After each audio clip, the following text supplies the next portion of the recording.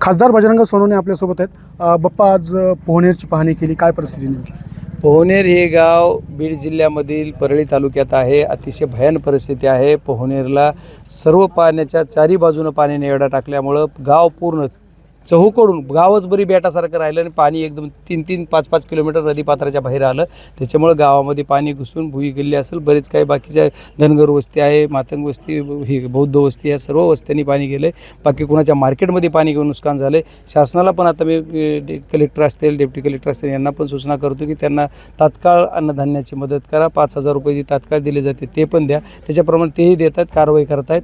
ते ह्या सर्व गोष्टीतून आज जी बाधित कुटुंब आहेत या कुटुंबाला वाचवून आधार देणं हे आमचं सर्वांचं काम आहे। त्याप्रमाणे आम्ही करतो। शेतीचं प्रचंड नुकसान झालं आहे। शेतीसाठी शासनानं असं सांगितलं की आता सरसकट देणार, त्याच्यामुळे त्या कारण अतिवृष्टी सगळे झालेली आहे शेतीच्या बाबतीत। त्याच्यामुळे अतिवृष्टीच्या निकषामध्ये सर्व हे गावं येणार बीड जिल्ह्यातले। त्याच्यामुळे आता तो विषय राहिला नाही आमच्या दृष्टीने। साधारण आजचा 4था दिवस आहे, पण आणखीही पोहनेरवासियांना मदत भेटलेली नाही। हो आहे, त्याच्यात त्यांच्याकडून थोडा डिले झाला आहे, पण आज देता येत। आता त्या धान्याची मदत गेली आणि पैशाची मदतसुद्धा उद्या करतायत असं त्यांनी शब्द दिला आहे। 100% करतील अशी अपेक्षा करू।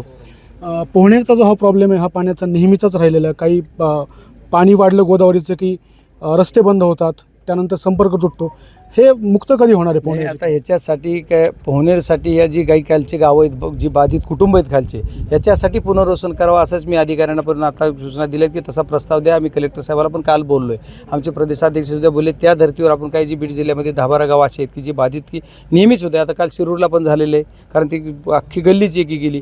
जे अधिकृत त्यांचे सर्वांचे PTR झाले ते याच्याप्रमाणे आपण पुनर्वसन करायचं नियोजन करूयात असं आपण सगळ्यांना सूचना केल्या। त्याप्रमाणे प्रस्ताव येईल। उद्या आम्ही 29ला वगैरे मिटिंग किंवा उद्याच ठेवतात पालकमंत्री, माहीत नाही, तर त्याच्यामध्ये सुद्धा आम्ही विषय करू, महाराष्ट्राच्या शासनाकडे घेऊ आणि पुनर्वसन जी ह्यांचा घरकुलाचा विषय तसा केंद्रातला आहे। ही जर नाही झालं तर यांचा जेवढा प्रस्ताव येईल तेवढा मी कलेक्टरच्या सैन्य दिल्लीला घेऊन जाईल, पण याला मंजुरी आणण्याचं जबाबदारी माझी आहे। पोहनेर शिरसाळा रस्त्याची जी अवस्था आहे ती आपण बघितली आहे। नागरिकांचा प्रचंड रोष दिसतोय, कारण मी पण 2 दिवसापासून इथं आहे। नाही, नागरिकांचा रोष या रस्त्याविषयी असणं स्वाभाविक आहे, कारण आज आपण जाताना हा रस्ता जो आहे ते रस्त्याला खड्डे आहेत का, खड्डेत रस्ता ही म्हणजे प्रश्नच आहे आपल्याला। आणि हा नेहमीचाच विषय 12 करोड रुपये खर्चून केला आहे। मी एक्झिक्युटिव्ह इंजिनियरना पण आता फोन लावला होता, ते एक्झिक्युटिव्ह हो बघतो करतो असंच बोलले।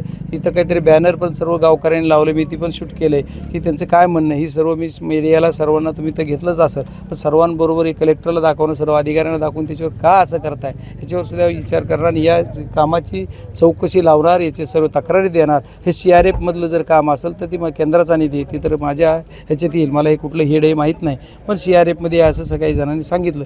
आता कुठलंही बघू, कुठलंही जरी असलं तरी काम दर्जेदार झालं नाही, म्हणून त्याची चौकशी लावून जी कोणी दोषी असेल त्या दोषीवर कारवाई व्हायला पाहिजे ही आमची मागणी आहे। कारवाई करू आणि रस्ता सुरळीत कसा करून देता येईल याच्यासाठी सुद्धा काम करू। जिल्ह्यात तुम्ही कालपासून फिरत आहात, काय परिस्थिती नेमकी जिल्ह्यात मी परमनंटच फिरतो, फक्त 2 दिवस नव्हतो। पण जिल्ह्यात आता दुष्काळाच्या अनुषंगाने सांगायलोय। 3 दिवस झाला मी फिरतोय, परवा होतो, काल होतो, आज आहे। 13 पण रात्री 3 वाजेपर्यंत होतो। 4 दिवस झाला आत्ताच्या या जी शेवटची जी 4 दिवसापूर्वी अतिवृष्टी झाली, या अतिवृष्टीला 4 दिवस झाला दौऱ्यात आहे। पण या गोष्टीत भयान परिस्थिती जिल्ह्यात आहे। जिल्ह्यात इथून न भूतो न भविष्य म्हणले सर पुढचं माहीत नाही, पण मागं याच्या अगोदर एवढं कधीही प्रचंड नुकसान झालं नाही, एवढं नुकसान झालं आहे। आज आपल्याला राजकारण करण्याची वेळ नाही। आज आपण सगळ्यांनी एकूण एकाला सर्व गटतट सर्व पक्षाच्या लोकांनी एकत्रित येऊन या संकटावर मात करण्याची गरज आहे। सर्व जिल्हावासियांनी एकत्रित येऊन यांना मात केला पाहिजे। संकट ही नैसर्गिक संकट ही कुणी राजकारणामुळे आलं नाही किंवा कुणाच्या एखाद्या व्यक्तीमुळे आलं नाही, हे नैसर्गिक संकट आहे। निसर्गाला आपण सर्वांनी साथ एकत्र येऊन साथ दिली पाहिजे आणि सर्वांना वाचवलं पाहिजे। उपमुख्यमंत्री अजित पवार बीडच्या दौऱ्यावर त्यांची भेट घेणार का तुम्ही?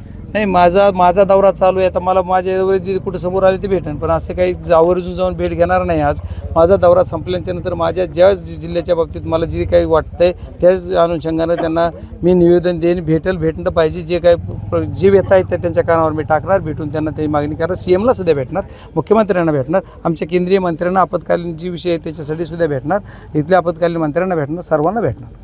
नक्कीच। तर आपण बघितलं तर हे होते खासदार बजरंग सोनवणे।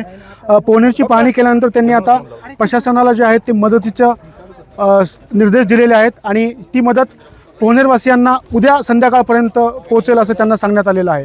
स्वानंद पाटील, ABP माझा, पोहनेर, बीड। ABP माझा, उघडा डोळे बघा नीट।